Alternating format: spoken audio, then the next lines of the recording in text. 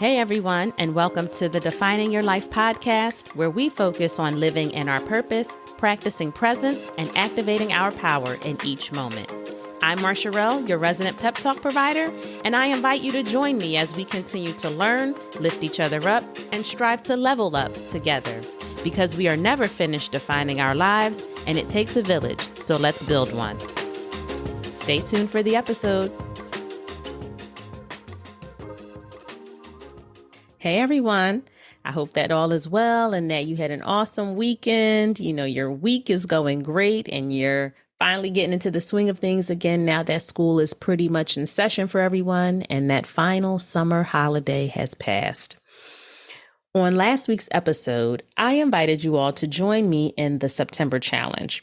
So I hope that if you have, you're feeling like you're on track.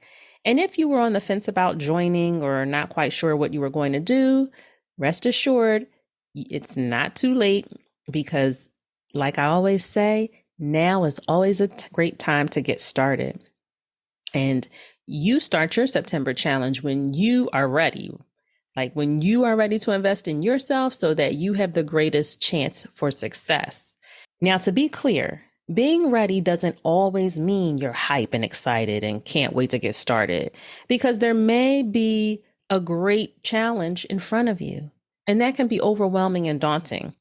But what being ready does mean is that you're in a place where you are ready to push through no matter what, because you know what it will mean for your life and what you can get out of it on the other side. So you know the impact of the change, what happens when you do hard things, when you draw on your inner strength. How strong and powerful do you feel? How accomplished, right? Whole even, because you have filled the empty space that was once occupied by wonder alone with action. So with that, I want to talk about focus today, specifically focusing on getting focused. The thing is, if we are talking about productivity and meeting goals and tackling whatever your September challenge may be, it requires focus at every stage. All of the steps we talked about require us to carve out time to sit down, set a clear goal, and map everything out. Executing on your plan requires you to be hyper-focused on the goal every day. Merriam-Webster says that focus is directed attention. So direct your attention to the thing that you are trying to achieve exclusively. That's how we formulate clear, undisturbed thoughts around a subject. It's hard enough to focus when we are simply contending with the random thoughts that pop in and out of our heads, but imagine, and I'm sure you probably don't need to imagine because you probably have lived it, or maybe it's just me, but imagine adding multitasking to the mix and trying to stay focused.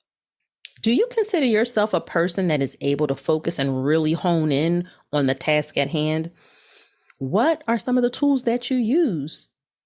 I'd love if some of you out there who feel like you have that skill down pat would share with the rest of us. So send me an email or a DM, and I will be more than happy to share it out with the village. But I think that we all know some of the things that we need to do, right? But as always, I'm here to simply give you a friendly reminder and offer support wherever possible. So I went and visited a couple of resources on the internet to see what folks say is helpful for getting focused. And I came across this Better Up article that lists 15 ways to improve your focus and concentration skills. Don't worry, I'm not about to sit up here and list out all 15 for y'all. I'll be linking it in the show notes if you want to take a look. But I did pull out a few things that I believe are important. Now, the number one thing when we are talking about focus is eliminating distractions. That seems super obvious, right?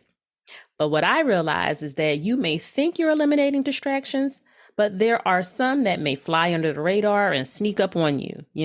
For instance, what comes to mind for me is something that I am for sure guilty of, and that is too many tabs open on my computer. Let's say even all those tabs are related to the work that I'm doing, right? Having multiple tabs, though, open that are not related to the same task is 100% a distraction for me. I'm not trying to speak for y'all, but I know that it slows me down because I hop in and out of tasks and then I have to refocus or get back into flow each time I'm switching over. So close those tabs, y'all. Eliminate those distractions even at the lowest level. Get that low hanging fruit. I've been more aware and have started closing my tabs, and it's been helpful. Now, the article also suggests setting a timer. And as someone who hops around in tasks, like I just mentioned, this one really resonated with me. I have definitely tried this when I was working on some administrative tasks and found it to be helpful. But I've also found that it's challenging because I have to continuously fight the urge to move on to another task prematurely. But productivity is staying in something long enough to complete it. And being focused on that one task for a specific amount of time allows you to do that. It's also really helpful if you're trying to build a habit as well. Say, maybe you set a goal of reading for leisure for a minimum of 30 minutes every day, right? That's something that you're in control of and aren't obligated to do. So it's very easy to just put that book down, start making dinner quickly, or send a text, throw in the laundry, any of a bajillion distractions to just not help you get beyond page 2. But by setting and adhering to that timer, it may feel a little like being in timeout, but it really allows you the opportunity to build that muscle and get to a point where it doesn't feel as challenging anymore. And it reminds you that you are setting a goal to build a habit around something that you enjoy, but have just been too distracted to do. So yes, you can focus on being more focused on the things that bring you pleasure. If you have trouble focusing at work, I just want to add, you can put in focus or deep work time blocks on your calendar to avoid pop-up meetings that can be disruptive, and also just signal to people that I'm busy. Okay. I am not in a meeting, but I am trying to complete the task from the last meeting we just got out of. And those time blocks serve as your timer. Physical activity was another way the article mentioned to improve focus. I pulled this one out because we hear it over and over again, but for some reason, it's just so hard to keep up with. And having worked from home for the last few years, I see just how much physical movement I've been missing, even from, simply walking around the office, hustling to get from here to there with all of my commute efforts and things like that. So I had to make a conscious decision to start taking walks or going to workout classes because let me tell you, this over 40 body was stiffening up real quick, okay? And what I've learned is that sometimes the easiest, most obvious option may not be the one I moved to commit to. I love walking, but I wasn't making my midday walks a priority, even when I blocked my calendar. I allowed myself to just be easily distracted by things and pulled in different directions, things that they're priority as well, but they shouldn't be prioritized more than my health and wellness. And for me, that includes work, right? So a competing priority can't be an excuse for not moving around. I got to try something else to get the activity in. So I started taking Pilates and yoga, and I actually took like a cardio dance and tone class this week, and that was cool too. But do what works for you, especially if you have the blessing of being able to adjust and alter your schedule throughout the day. Don't take it for granted and make the most of it. That felt a little bit like a ramble, but someone out there needed to hear that physical activity really does improve our lives overall. I know that when I'm more active, I don't fall into that midday slump where I'm sleepy at 2:00 and struggling to make it through the rest of the day. That accompanied by eating responsibly. Now, I haven't given up bread completely, but I rarely eat it during the week anymore, and that has also had a positive impact on my day-to-day. Both the activity and the diet improve my ability to focus when I'm sticking to them, so I have to remind myself of that. Like I said, the article lists 15 things, but I just wanted to share a few to encourage you to think about some things you can do immediately to improve your focus. When you're focused, vision gets clear, you know what you have to do, and you are more apt to get it done.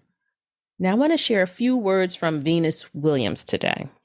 She says, I don't focus on what I'm up against. I focus on my goals and I try to ignore the rest. What great advice that we can apply to so many things. Don't focus on what you're up against. Every day we are up against a lot of stuff. A good amount of it, though, is not actually super important, but it can still take your mind off of the things that you wanted or needed to give your attention to. However, the confidently focused version of you recognizes it as just stuff. And when you see it as just that, you realize that you can navigate around or through it in order to keep your eye on what matters in the moment. You can always get back to that other stuff later. Thanks so much for listening today. I hope that what you've been hearing has been beneficial. And if it has, share your feedback with me directly or with the world by writing a review. Also, share and subscribe. I can't wait to chat with you all again next week. Take care until then.